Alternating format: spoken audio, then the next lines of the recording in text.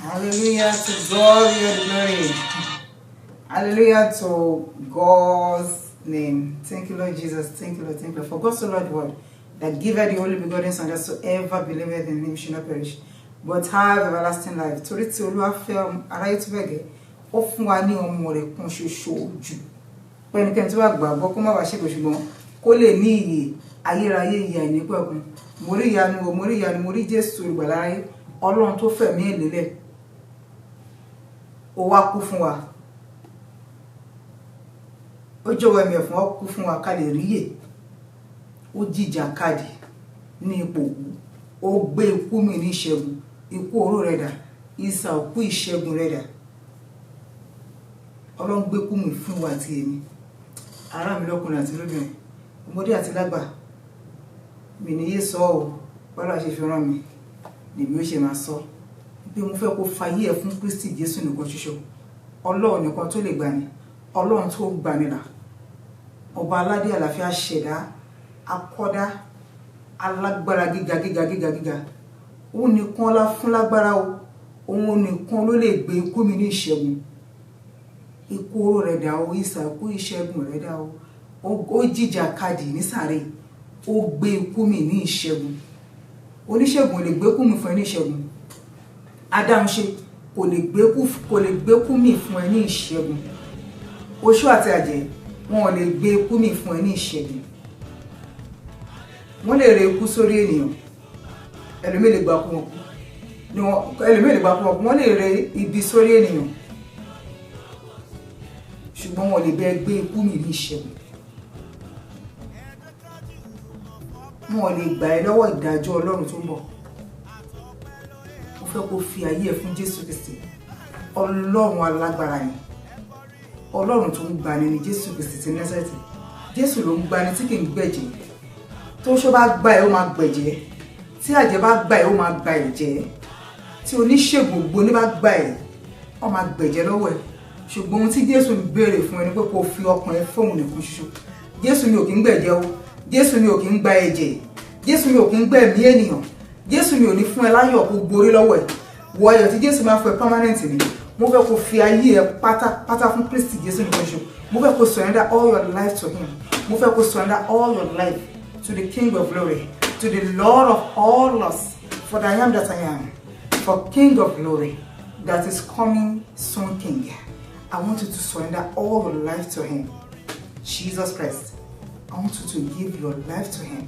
Surrender all to King of glory. Jesus is coming soon. Jesus needs you.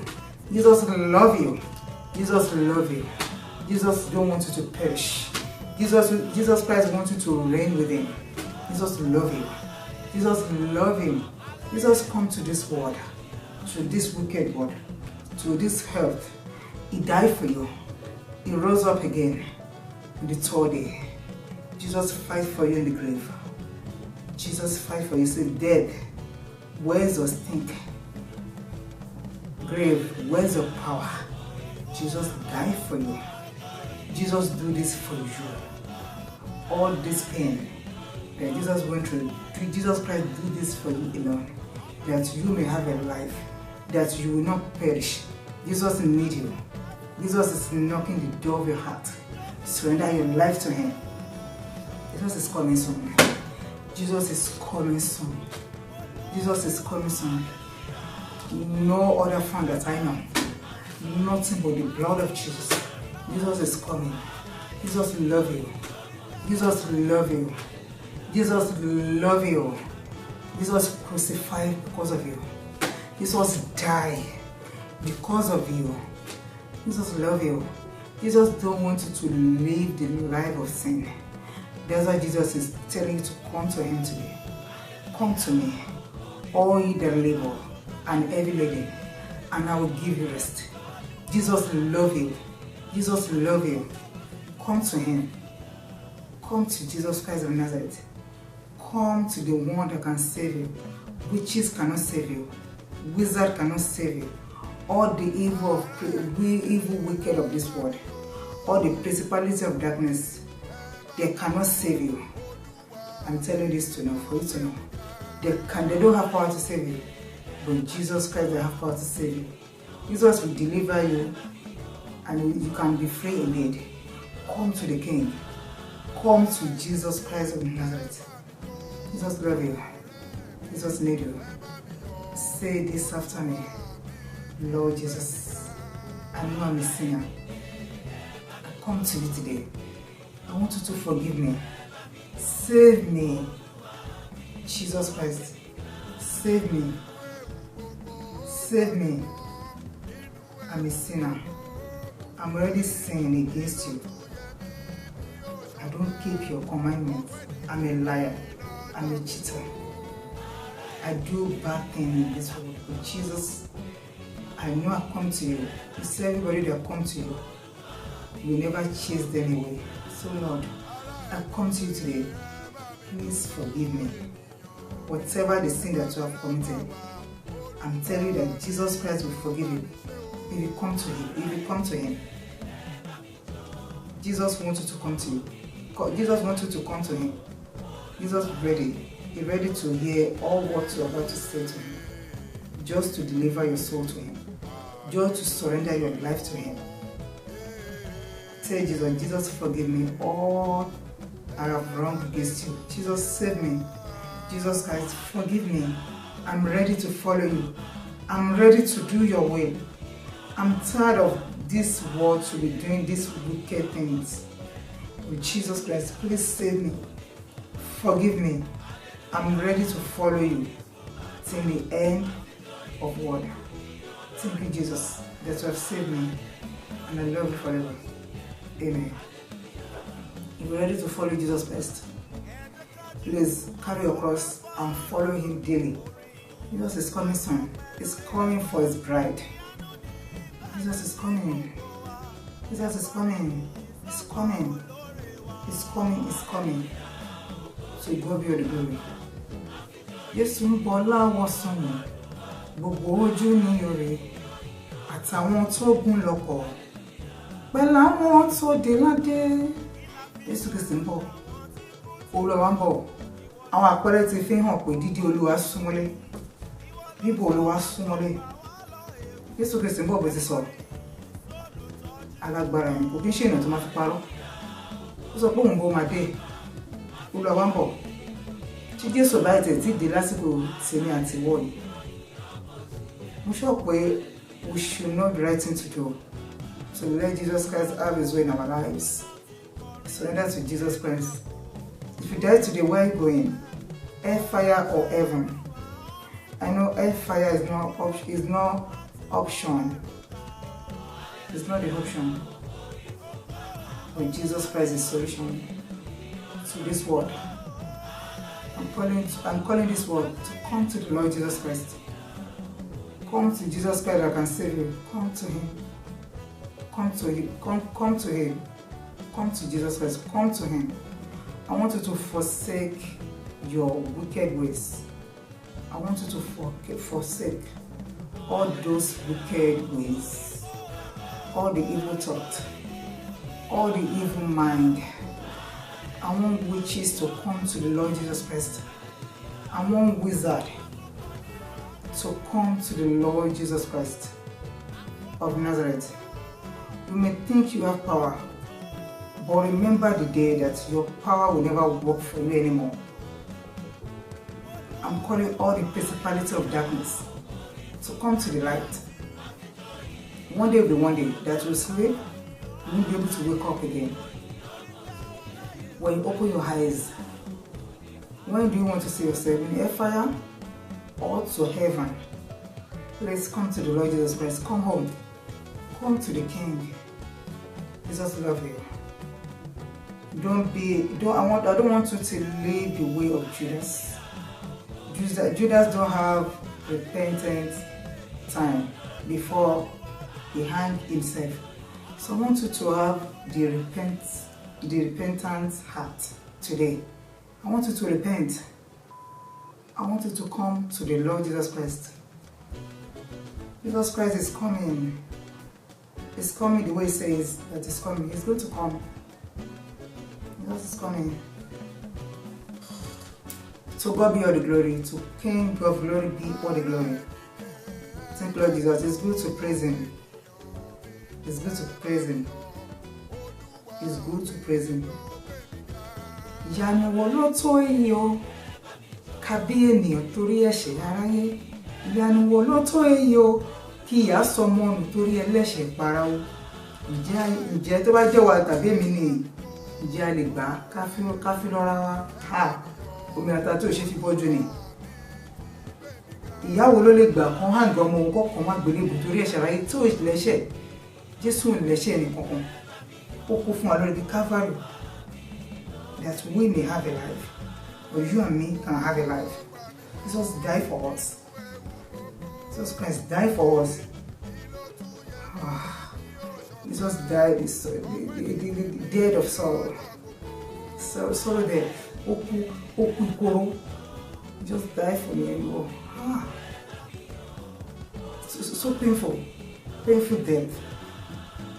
Jesus kú ikú oró. Jésù kú fún wa lórí Calvary. Ó kú ikú oró fún wa. Ká lè rí ìyè. Arákùnrin àti arábìnrin, I want you to have Jesus in your life. I want you to surrender your life to Him. Because He's coming soon. He's coming. He's coming. Die for me, you. Die for me. Die for me, you. Because He's coming soon. I want you to have a life. And Jesus is real. Jesus is not dramatically. Jesus is real. Jesus is real. Jesus is coming soon. Psalm 75. It's good to praise the Lord in any situation. Whatever you're passing through, I don't know what you are facing. I don't know what your problem is. In any situation, remember to give God thanks. In any situation. You know, Jesus, when He was on this earth, Jesus always thanked His Father in heaven. He said, Father, I thank you in anything God, in anything Jesus do in this earth before He left this world. He always gives thanks to God Almighty. God, I thank you. So, it's good to praise God Almighty. It's good to praise the Lord. I said I will give Jesus thanks that He came to this world to die for me, that I may have a life. I really thank Him. I give Him thanks, glory, honor to Him, to His holy name. Jesus, thank you, Lord. Psalm 75. Unto Thee, O God, we give thanks. Unto thee do we give thanks, for that thy name is named, thy wondrous works declare. Verse 2. When I shall receive the congregation, I will judge uprightly. Very important. Verse 3. The earth and all the inhabitants thereof shall dissolve. I bear up the pillars of its Selah. Verse 4. I said unto the foes, be not foolishly, and to the wicked lift not up the oars. Verse 5. Lift not up your oars on high, speak not with a stiff neck. Wow. Verse 6. For promotion cometh neither from the east, nor from the west, nor from the south. Verse 7. But God is the judge. He putteth down once and seated up another. Verse 8. For in the hand of the Lord there is a cup, and the wine is red. It is full of mixture, and he poureth out of the same, but the dregs thereof. All the wicked of the earth shall wring them out and drink them. Verse 9. But I will declare forever, I will sing praises to the God of Jacob. Yes, Lord. Verse 10, last verse. All the horns of the wicked also will I cut off, but the horns of the righteous shall be exalted. Ta ló dàbí rẹ, Jésù? Ta ló dàbí rẹ, Ọlọ́run? Ta ló dàbí rẹ, Jésù? Ta ló dàbí rẹ, Ọlọ́run? Ọba tó gbé ògo kárí ògo, láti inú ògo lọ sínú ògo. Ọba tí kìí sùn, ọba tí kìí rẹ̀, ta ló dàbí rẹ o? Ọlọ́run wa, ta ló dàbí rẹ, Jésù? Ta ló dàbí rẹ, Ọlọ́run? Ta ló dàbí rẹ, Jésù? Ta ló dàbí rẹ, Ọlọ́run? Ọba tó gbé ògo kárí ògo, láti inú ògo lọ sínú ògo. Ọba tí kìí sùn, ọba tí kìí rẹ̀, ta ló dàbí rẹ o? Ọlọ́run wa. Hallelujah to King of glory, King of all glories. Thank you, Lord Jesus. The topic of today is praiseless lesson of Judas. Praiseless lesson of Judas. Ìgbà gbogbo ṣàlàyọ̀ mi, torí Sátánì ló ní ìbànújẹ́, Lucifer ló ní ìbànújẹ́ o. Ìgbà gbogbo òun ṣàlàyọ̀ mi.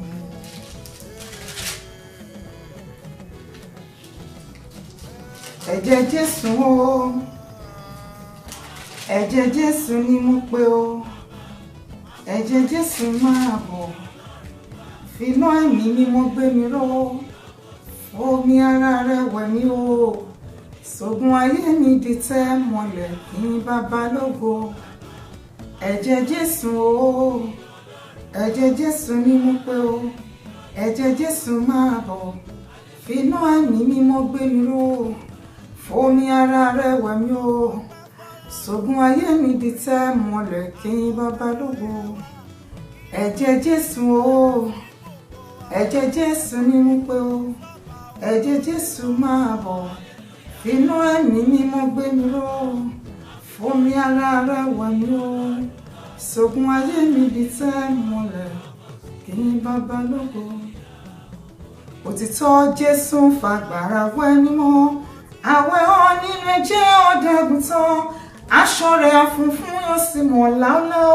Àwẹ̀ ọ nínú ẹ̀jẹ̀ ọ̀dàgùntàn, àwẹ̀ ọ nínú ẹ̀jẹ̀ ọ̀dàgùntàn fún ọkọ. Aṣọ rẹ̀ àfunfun yóò sì mọ́ láúláú. Àwẹ̀ ọ nínú ẹ̀jẹ̀ ọ̀dàgùntàn, ó bá Olùgbàlà rìn lójoojúmọ́. Àwẹ̀ ọ nínú ẹ̀jẹ̀ ọ̀dàgùntàn, aṣọ rẹ̀ àfunfun yóò sì mọ́ láúláú. àwẹ̀ nínú ẹ̀jẹ̀ ọ̀dàgùtàn ó bá olùgbàlà rìn lójoojúmọ́.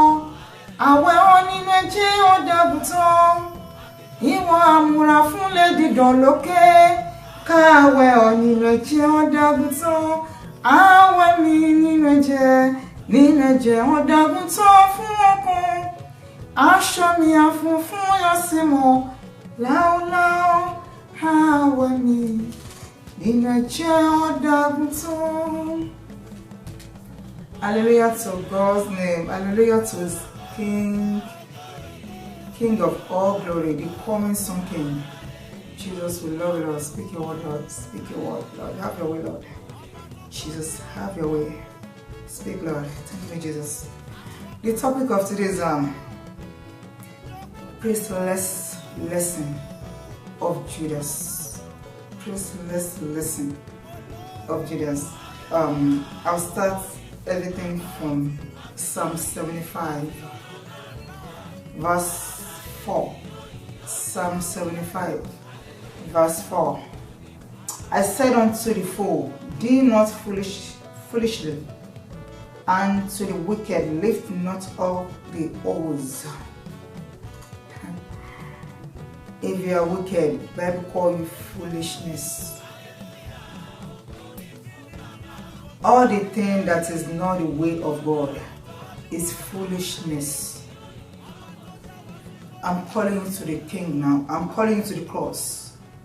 If you can repent today, Jesus will take you back. I want you to repent of your sins. I want you to surrender your life to Jesus Christ.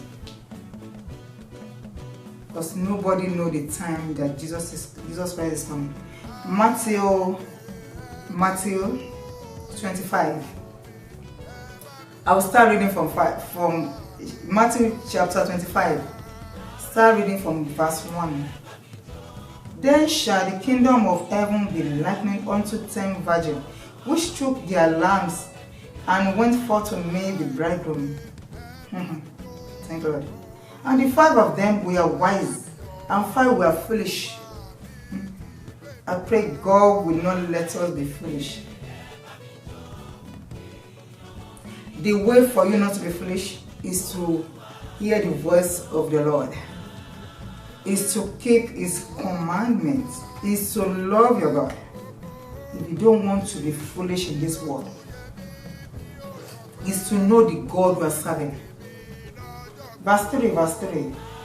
They that were foolish took their lamps and took no oil with them. How are you going to put the oil in your lamp? The way to put the light on your lamp, oil in your lamp, is to let God work every day. You surrender your heart, your life to Him every day. That's the only way you can have the light on your lamp, even the oil on your lamps. So the 5 virgins are wise, the other 5 are fools. I pray God will not let us fall in this world. If you think you know how to do things without God knowledge, Bible call you fool. I know that word is very big. To call somebody fool is very, very, very, very big. It's very painful. But Bible call the people that don't do God's will, the people that think that they can do it on their own way, Bible call them foolish. Thank you, Lord Jesus. So let me quickly move to the verse 12 because of our time. But he answered and said, verily I say unto you, I know you not. Oh my God. This voice goes to the 5 virgins that's full, that they are not ready for God to come anytime. But the wise ones are really ready for God to come. They don't play with their duty. The way they handle God like, God, if you come today, I'm ready for you.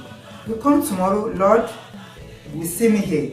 and sit down where you tell me to sit. You will see me here. The Bible called them wise people.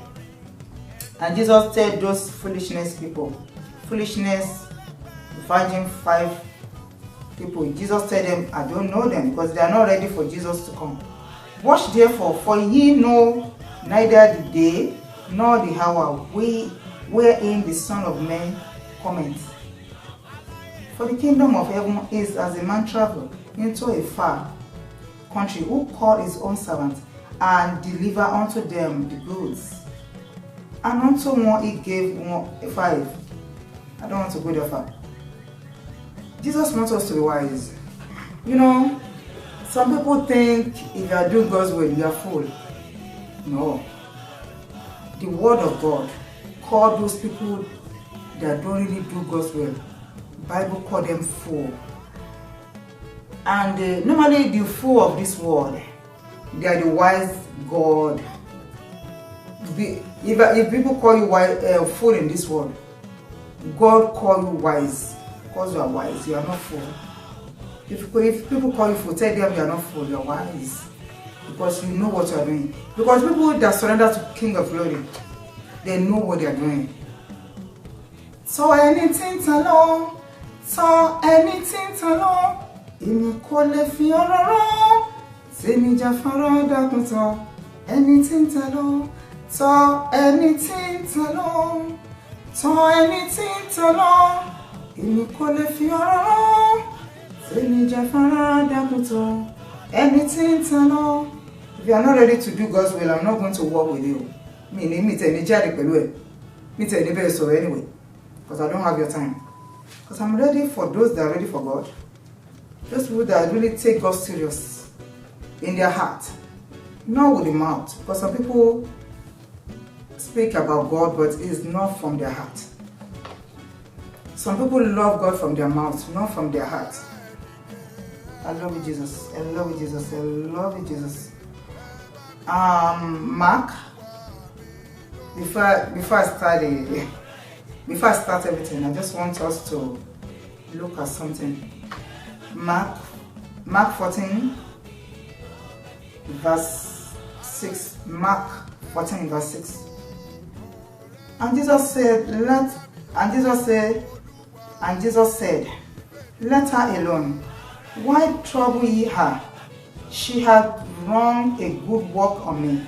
For ye have the poor with you always, and whensoever ye will, ye may do them good.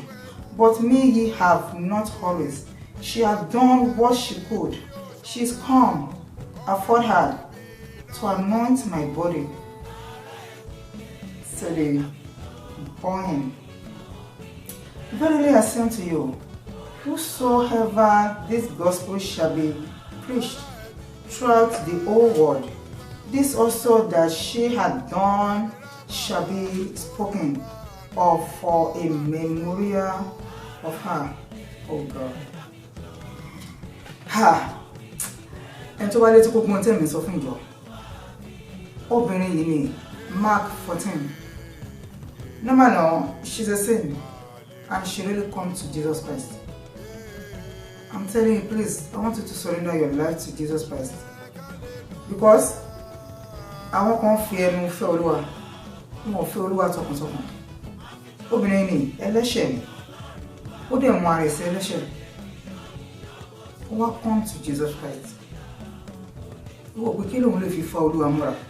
Kí ni mo lè fi tú Olúwa mi lójú? Ó dẹ̀ bá àánú Olúwa pàdé. Ó dẹ̀ wá. Ó wá mú òróró tó ṣe iyebíye. Kò tiẹ̀ wò pé wọ́n, kò wò pé costly. Ó wá fi ń pa Jésù lẹ́sẹ̀ pẹ̀lú rẹ̀, pẹ̀lú omijé. Very humble. Wá fi ń pa Jésù lẹ́sẹ̀. Jésù wá rí ọkàn ẹ̀. Àwọn ìwọ̀n bá wípé kí ni nǹkan tó ń ṣe yìí? Jésù wá ní kó fi sílẹ̀. Jésù ní níbikíbi tá bá ti ń wàásù ọ̀rọ̀ yìí, a máa wàásù ẹ̀ ní gbogbo àgbáyé. Ọ̀tọ̀ dẹ̀ ni kò sí kó open Bible tó náà bá dáre tẹ̀ síbẹ̀ wàásù ṣáà ni. Nǹkan tó ṣe yẹn ó wà ní memorial for life, ó wà ní ìrántí títí láíláíláíláí la máa sọ. Báwo ni ìfẹ́ Olúwa ṣe ṣe sí ẹ? báwo ló ṣe nítumọ̀ sí ẹ báwo lọ̀rọ̀ Ọlọ́run ṣe rí èsì ẹtí ibẹ̀ la máa rí ẹlòmíì tó máa lóun òun ti wà nígbàgbọ́ fún 100 years ìgbàgbọ́ wọn nínú Kristi kò nípa kò nítumọ̀ kò ṣiṣẹ́ rárá torí ọkàn wọn jìnnà sí Olúwa Jésù ni ẹ má dalẹ́kun ó ṣe ohun tó dáa fún mi ni kò tó kí ni wọ́n ṣe ta lè fi sọ pé nígbà tó bá kó ọ̀nà yìí kí la fẹ́ máa fi rántí ẹ̀ pé nǹkan báyìí nìkan nípa tó kó nínú ayé láti mú ọ̀pọ̀lọpọ̀ wá sínú ìgbàgbọ́ kí ni ipa ẹ̀ gangan nínú ayé kí ni ìdí tó fi wá sáyé ìwà láàyè nínú ayé ipa wo ló ń kó for the kingdom of God kí ni iṣẹ́ tó ń ṣe fún Olúwa ǹjẹ́ ṣé wàá ṣètẹ́wọ́gbà bí ẹlòmíì ṣiṣẹ́ fún Olúwa ṣùgbọ́n wọn gbọ́ràn sí aṣẹ̀dá lẹ́nu wọ́n ṣiṣẹ́ fún Olúwa lóòótọ́ ṣùgbọ́n Ọlọ́run ò ka iṣẹ́ wọn o ọ̀pọ̀lọpọ̀ iṣẹ́ onígbàgbọ́ ló máa jóná bẹ́ẹ̀ ni ẹlòmíì ṣiṣẹ́ lóòótọ́ ṣùgbọ́n wọ́n ṣe fún èrè tiwọn ni wọ́n ṣe for the kingdom of God wọ́n ṣe láti jèrè ọkàn fún Olúwa aláìní mélòó ló wò tó dẹ̀ ṣàánú fún ọ̀pọ̀lọpọ̀ ló very greedy ọ̀pọ̀lọpọ̀ Christians ni máa tútù ẹ̀ sí the whole world Christian àti ọ̀pọ̀lọpọ̀ ènìyàn gbogbo ọ̀pọ̀lọpọ̀ greedy wọn lè ṣàánú rárá tí wọ́n tèmi nìkan lọ́mọ̀ tí ẹ̀ nìkan lọ́mọ̀ very greedy ipa wo ló ń kó fún ìjọba Ọlọ́run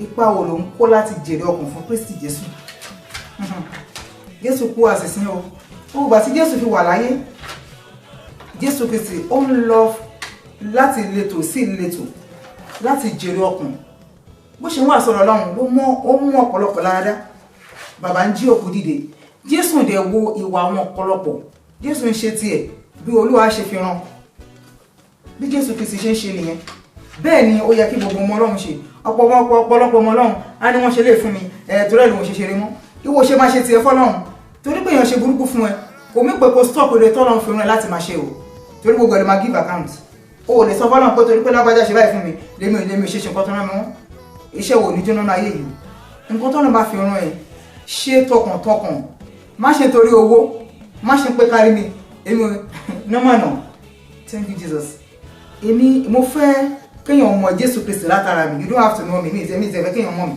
ṣùgbọ́n mo fẹ́ kéèyàn mọ Jésù Kristi látara mi tó bá rí mo máa sọ fọ́lọ́ Ọlọ́run ìwọ èmi kọ́ mo fẹ́ kọ́ rí ẹ láti ara mi ó ṣe mi kọ́ má rí mi rárá mi ìfẹ́ kéèyàn mọ̀ mi ṣùgbọ́n Jésù tẹ́mi bẹ́ẹ̀ sọ ilé mi fẹ́ kó mọ̀ I want you to know Jesus Christ I want you to surrender your life to him ìgbéyé tí Jésù gbé Jésù lè gbéraga kò proud at least Ọlọ́run fún mi ní power now kéde kan no Jésù gbé ìgbé ayé àlàáfíà ìgbé ayé humble life ni Jésù gbé Jésù dẹ̀ tún sọ fáwọn ènìyàn pé kó gbólúwa gbọ́ oníkó gbólúwa gbọ́ oníkó fàyè wọn fọ́lọ́run ó kọ́ wọn ní ìgbé ayé àlàáfíà ó kọ́ ọ̀pọ̀lọpọ̀ ènìyàn láti gbé ìgbé ayé tó dára nínú Olúwa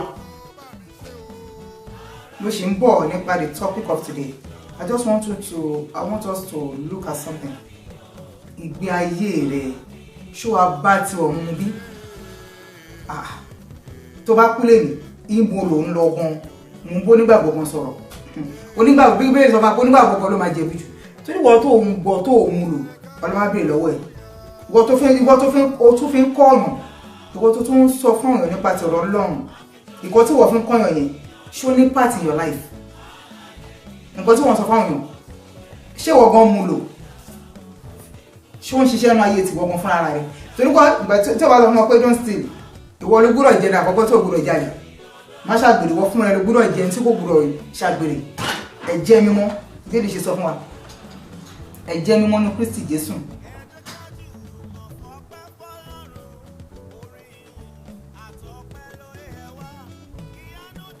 ẹ̀jẹ̀ mímọ́ ẹ̀jẹ̀ pípé bọ́ọ̀lù àṣẹ fi kọ́ wa nìyẹn èèyàn mélòó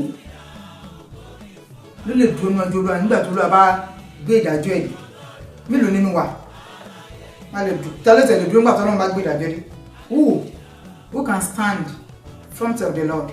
That God, I'm pure now. All things that you will tell me to do, I don't miss anything. Can you stand? Can I stand before the Lord? How are you taking Jesus' business? How are you taking care of your Father's business? How will she handle it? Ẹlòmíì wọ́n tẹ̀lé bá sọ̀rọ̀ lẹ́ wọ́n lè bẹ́ẹ̀ mi sọ̀tọ̀ lẹ́gbẹ̀ẹ́ please òun fẹ́ gbọ́ ẹ̀kọ́ ṣe máa bá mi sọ̀rọ̀ bẹ́ẹ̀ ni tí wọ́n bẹ́ẹ̀ sọ̀rọ̀ bẹ́ẹ̀ kò lè yí padà. Bẹ́ẹ̀ ni tó bá pè mí tó ní mo lè ṣàkíyèsí kankan o kò lè yẹ kó rí bẹ́ẹ̀ o wọ́n dúpẹ́ lọ́wọ́ ẹnìyẹn tó náà bá rán sí mi kó bá mi sọ̀rọ̀ èmi ni mo lè má ṣàkíyèsí pé mo wà yẹn tó náà rán sí mi tèmi láti ṣàtúnṣe kí n ṣe kí n máa bínú ó bá ti wà ní ìgbàgbọ́ lá many years ìyẹn kọ́ lolúwa ń wì ọlọ́run fún oníkálukú fún òròníkúwàdà nǹkan tó pọ̀lọpọ̀ fún mìíze up till now nìyẹn tí àwọn tí ọlọ́run dẹ̀ fi wọ́n sílẹ̀ torí pé olúwa kì í gbé bí rúdurùdu tá bá fẹ́ control èèyàn. Let's speak this with love because some people they are arrogant. But let's speak this with love. What about the sọ pẹ̀lú love? Má gbéraga. Why can't you humble yourself? And some people bí ẹ̀mí Ọlọ́run bá ṣe darí wọn lómi sọ pẹ̀lú ìtara kò ṣe pẹ̀lú ẹ̀mí gbéraga. Ẹlòmíì sọ pẹ̀lú ìtara Ọlọ́run tó wà nínú ẹ̀. Because ẹ̀mí Ọlọ́run ò lè control ẹ̀mí Ọlọ́run tó wà nínú ẹ̀. Ó lè control ẹ̀. Look. I'm still coming to the topic of today. For bí Ọlọ́run bá ṣe ń darí wa, bá ṣe gbọ́dọ̀ máa ṣe. Luke chapter 8. Yes, Lord, thank you, Jesus. Luke chapter 8, verse 28. I want to bring something out of this verse. Luke 8, chapter 28. Yes. Luke 8, verse 28. Luke 8, verse 28. And he saw Jesus, he cried out and fell down before him, and with a loud voice said, What I have to do with thee, Jesus, thou Son of God, Most High, I beseech thee, torment me not. Mo fẹ́ fà ọkọ yan be yẹn. Wo tó bá ti ní ìgbéraga, ẹ̀mí àìmọ̀kan nìyẹn. Bo de pé ìbínú ni tiẹ̀, ẹ̀mí àìmọ̀kan nìyẹn. Alágbèrè ẹ̀mí àìmọ̀kan nìyẹn. Ẹni tó ń ṣọ̀tẹ̀ ẹ̀mí àìmọ̀kan tó wà ní ẹ̀ tó ń bẹ gbé tí Ọlọ́run kò fẹ́ ni. Ẹ já béèrè fún àánú àwọn ẹ̀mí kan tó wà lára wa tá fún ara wa tá alá fún ara wa. Ọlọ́run kò tì jáde. Torí Jésù Kristi fún ara rẹ̀ tá bá dórúkọ pọ̀. Kò sí ètí Jésù ní nínú gbogbo rẹ̀ o. Ìwọ tó dẹ̀ ní bàbá. Kí ló fẹ́ sọ pé ó fi jọ bàbá nínú gbogbo ohun tá kà sílẹ̀ yìí? Àbòsí, èké, ìbínú, ìlara, ìṣọ̀tẹ̀, àìgbọràn sí òbí, àìnífẹ̀ẹ́, àìnífaradà, àìlè ní ìpamọ́ra, àìlè ní sùúrù. Gbogbo àwọn wàyí pátápátá èyí tó bá jẹ́ èyí tá bá ní nínú rẹ̀ ẹ jẹ́ ká bọ́ Ọlọ́run sọ̀rọ̀ pé Olúwa àwọn nǹkan yìí mi ò fẹ́ Ọlọ́run mú kúrò my life.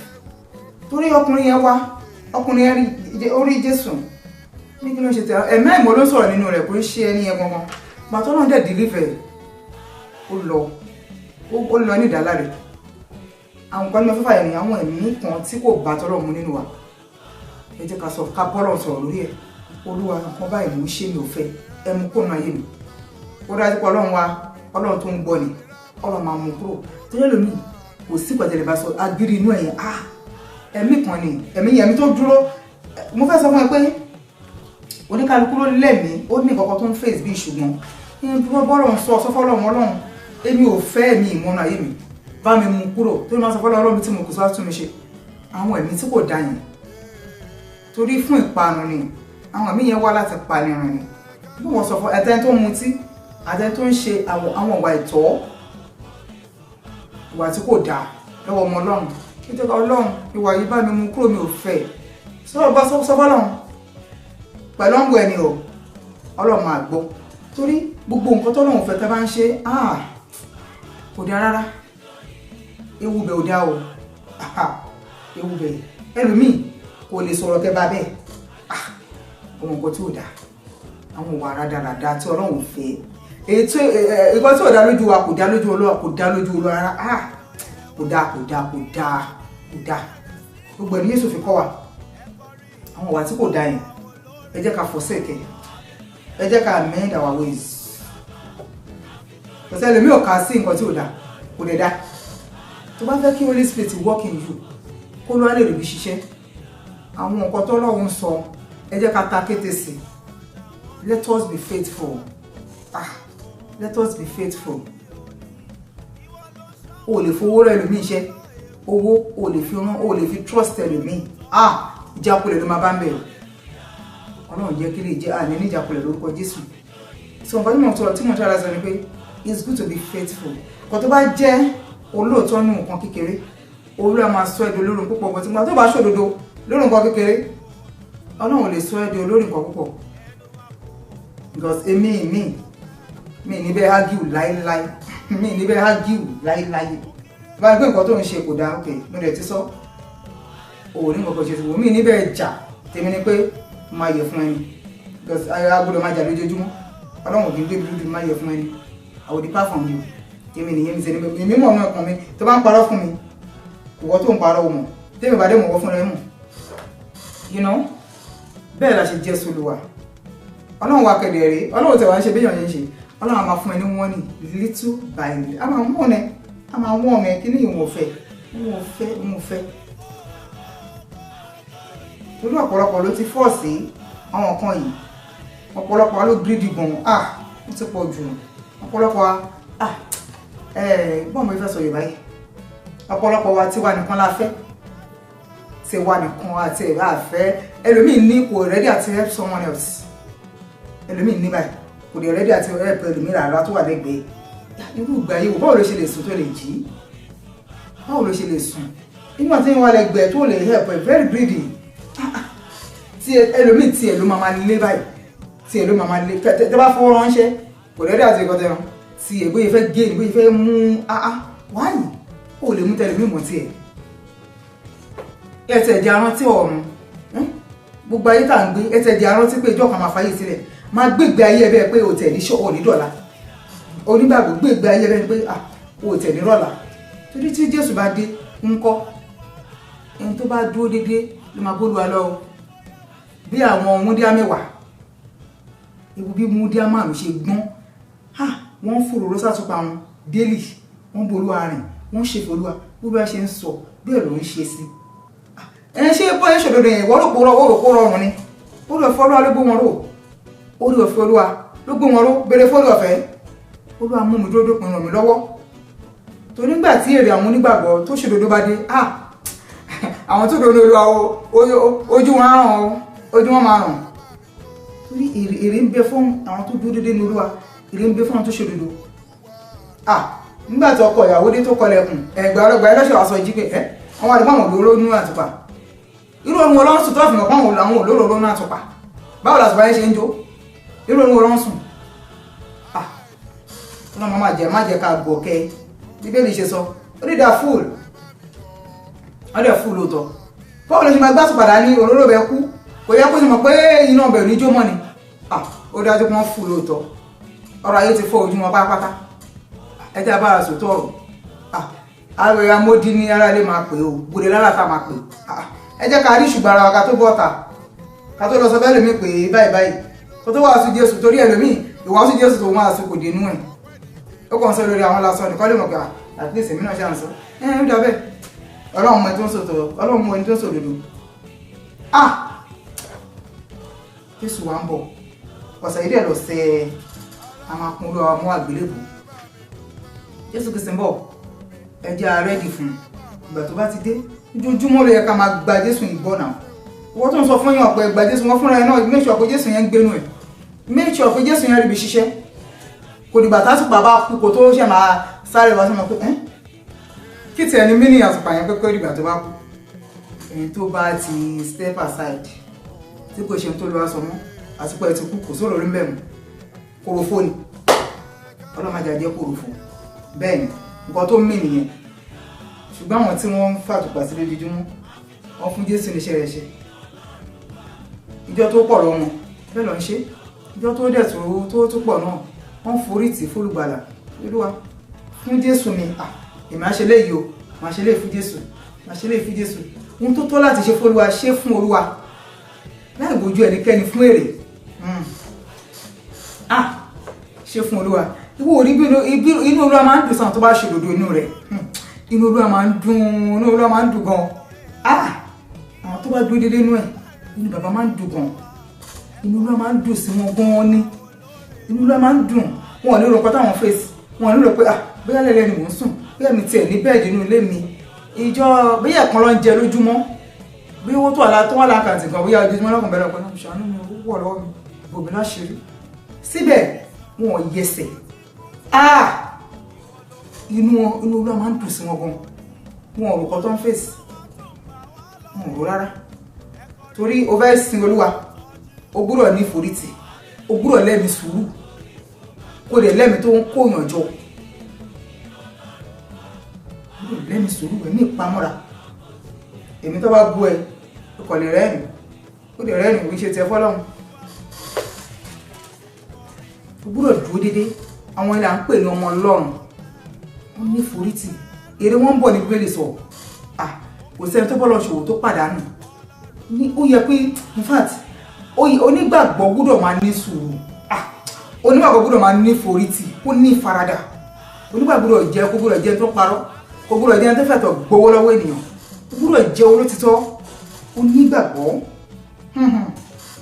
onígbàgbọ́ I will love the Lord. I will love you, Jesus. John 17 verse 17. Satisfy them through their truth. Their word is truth. Satisfy them through their truth. Their word is truth. Olúwaṣeun. Fi ọ̀rọ̀ Ọlọ́run bọ́ wọn. Their word, ọ̀rọ̀ wọn jẹ́ òtítọ́. Àwọn tó fẹ́ fọ̀rọ̀ Ọlọ́run bọ́ káwọn náà jẹ́ olódodo, káwọn náà dúró lóluwà, káwọn náà jẹ́ olótìtọ́.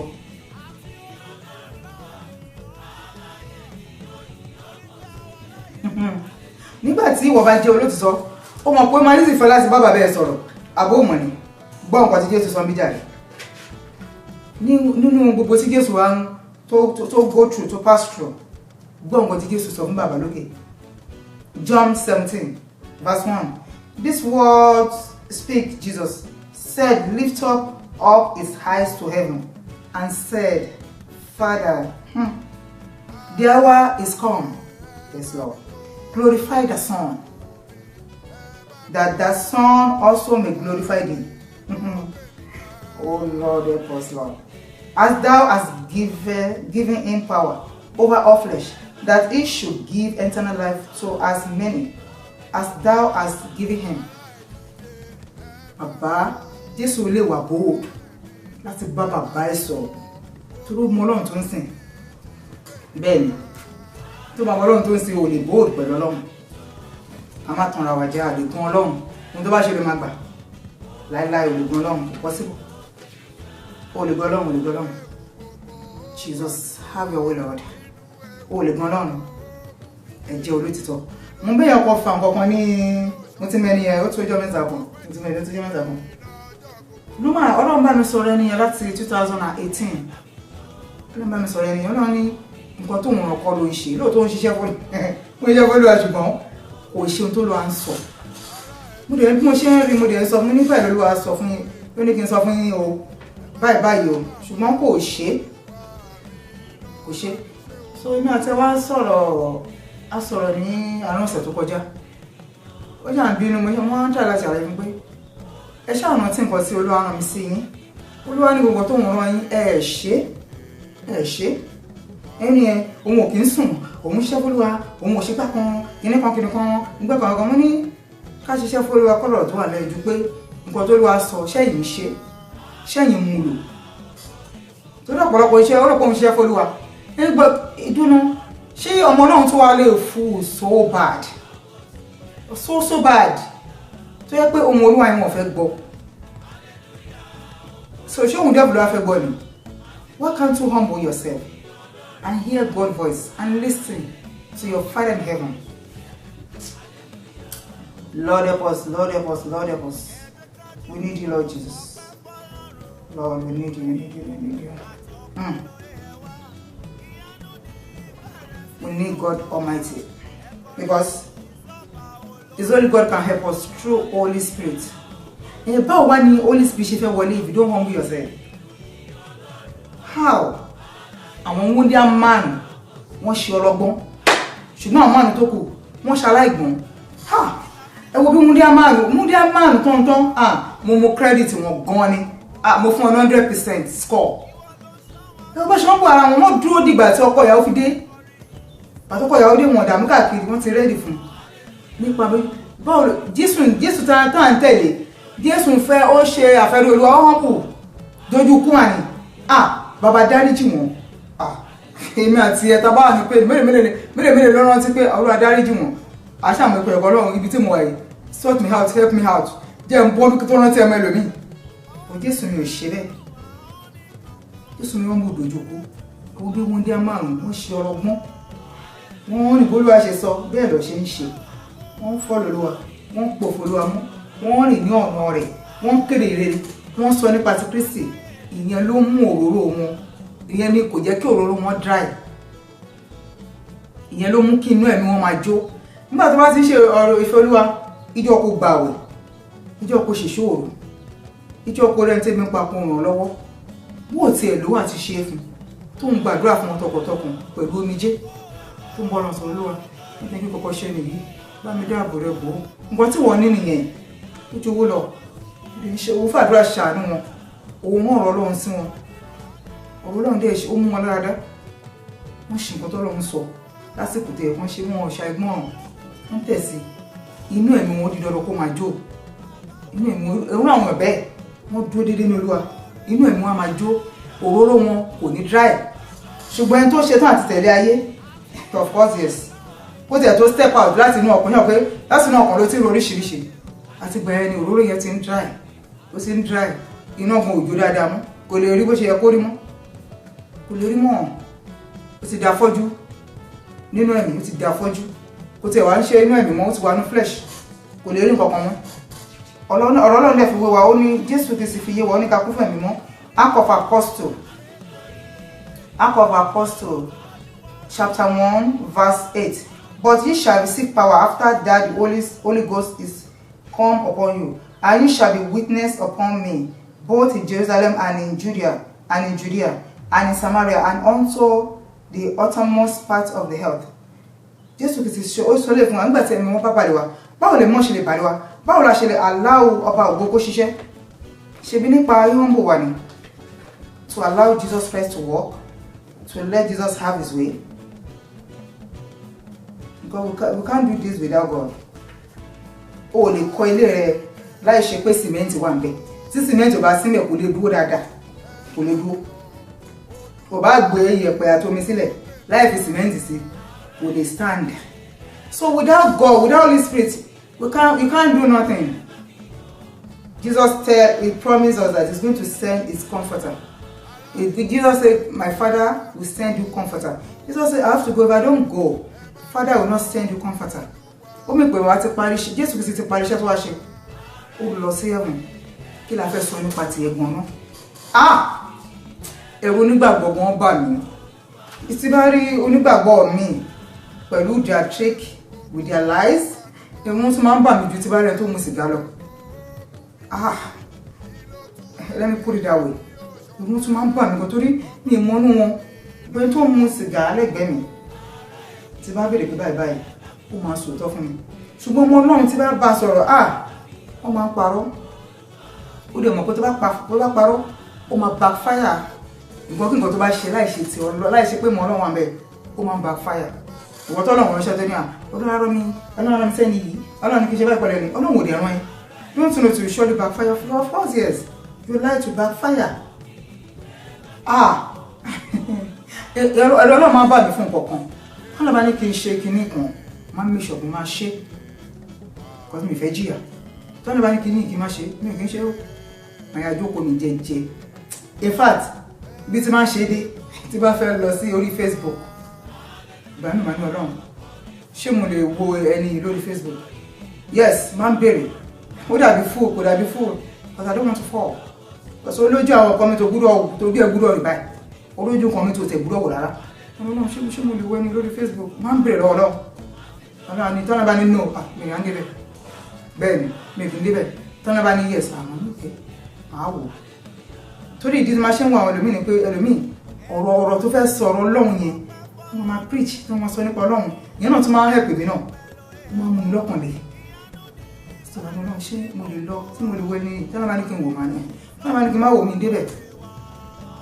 Kí lé tọmọ Ọlọ́run parọ́ ta ló fi jọ irọ́ tó ń pa irọ́ ẹnu ẹ̀ ṣé Jésù Kristi ló fi Jésù kọ ẹ bẹ́ẹ̀ ni ṣé Jésù ló fi jọ ni àwọn aṣetán wa backfire àwọn aṣẹwà mọ Ọlọ́run ìkílódé o ṣe ti ro oko tó o ṣe kó Ọlọ́run lè dì mí o ẹ mọ̀ pé nǹkan tó ń tiyàn lójijì olè lọ́wọ́ ni wọ́n á parọ́ ṣe nǹkan wọ́n á tẹ̀fẹ̀ nu Ọlọ́run wọ́n ti fulfill the flesh ó wá backfire wọ́n ṣe àṣà padà sọ́dọ̀ Ọlọ́run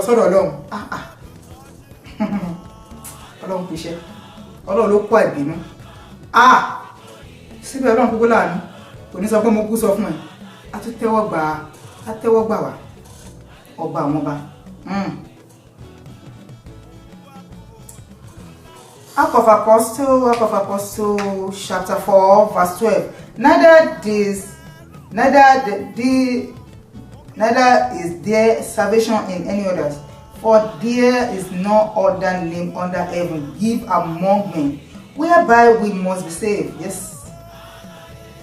Kò sórúkọ ta fún wa bí kò orúkọ ṣoṣo kan ta fún wa láyé àti lọ́run ní orúkọ Jésù.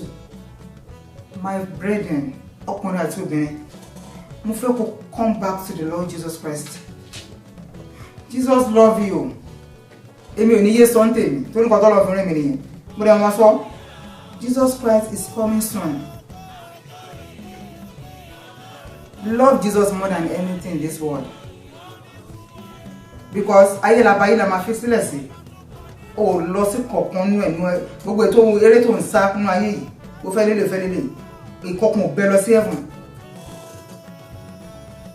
Why can't you surrender all to Jesus Christ? Orúkọ ta fún wa láyé àti lọ́run tá lè fi gbà wá là òun ni orúkọ Jésù Kristi. Surrender your life to Jesus Christ. It's coming soon. Please lesson of Jesus. Ẹ jẹ́ ká kẹ́kọ̀ọ́ lára igi ọ̀pọ̀tọ́. Ọmọ mi nú kọ mí ó àyàn fẹ́ fura. Ẹ kẹ́kọ̀ọ́ lára igi ọ̀pọ̀tọ́. Ọmọ mi nú kọ mí ó àyàn fẹ́ fura.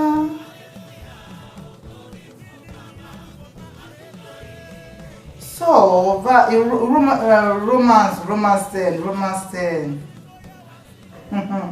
Romans 10. Verse 11. For the scripture said, whosoever believeth on him shall not ashamed. Yes. Tí o bá gba Jésù Kristi gbọ́, o lè wá ashamed. Láìlọ́jú ò lè tiẹ̀. Láìláì. Ọmọ mi nú kọ mí ó àyàn fẹ́ fura. Àyàn fẹ́ fura, ẹ fura. Èṣù ń dọdẹ ọmọ lọ́wọ́ lójoojúmọ́. Má force the trap devil before you open eyes. No, before your open can be enlightened. No. Let your eyes enlighten before you fall. Don't fall. How then shall they call on him in whom they have not believed? Báwo ló ṣe ń porúkọ Olúwa ńgbà tó gbàgbọ́ nú ẹ̀? Kò tí ló máa sọ fún ẹni. Báwo ló ṣe ń pè nígbà tí o gba Olúwa gbọ́? Báwo ló ṣe ń pe olùgbàlà nígbà tí o ti gbàgbọ́ rárá? Báwo ló ṣe ṣe? Ilé wọn ṣe lè ṣe o àtó o gba Jésù Kristi yẹn gbọ́. Báwo ló ṣe lè mention ẹ̀? Báwo ló ṣe ń dùn lẹ́nu láti lè pè é? The perfect will of God. Thank you, Lord. Romans 12 verse 2. And be not conformed to this world, yes, but be transformed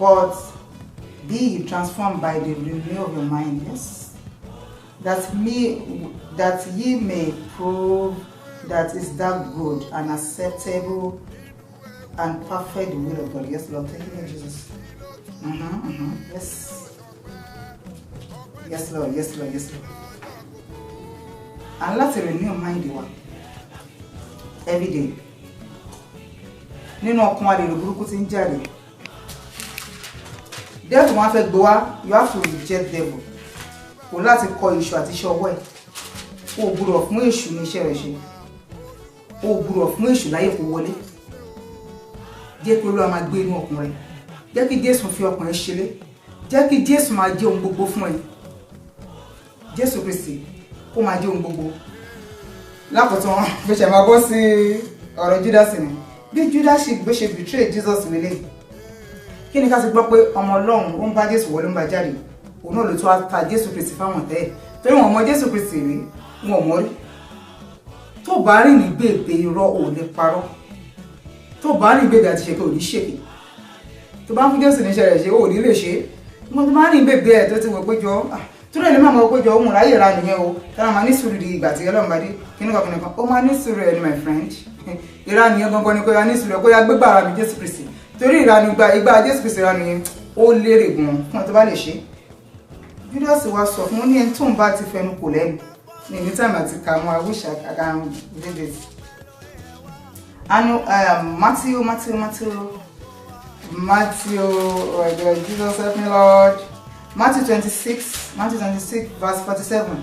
And while ye yet speak, Lord, Judas, one of the 12, came, and with him a great multitude with sword and staves from the chief priest and elder of the people. Now he that betrayed him gave them a sign, saying, whosoever I shall kiss, the same is he. Told him fast.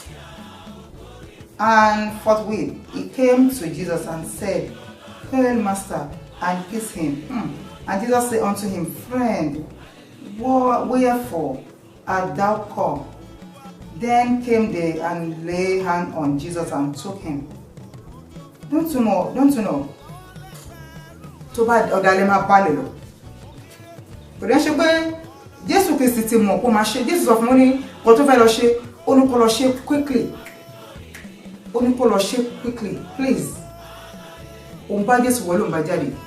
Jẹ́ kí a rí Jésù Kristi lára ẹ̀ má jẹ́ ọ̀dàlẹ̀. Tó bá dàlẹ̀ máa balẹ̀ lọ. Má dàlẹ̀ ọ̀sẹ̀ yìí ní ọ̀sẹ̀ Good Friday.